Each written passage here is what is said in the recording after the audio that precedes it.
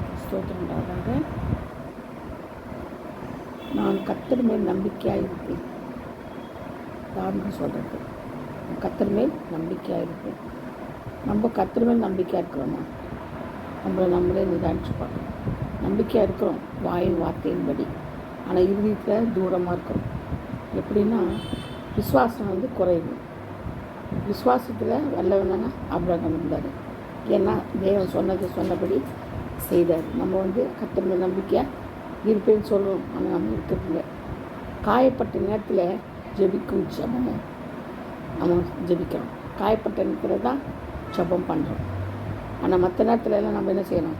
அசால்ட்டாக இருக்கிறோம். ஜெபிக்காமல் கர்த்தருடைய வார்த்தையை கேளாமல் நம்ம அசால்ட்டாக இருக்கிறோம்.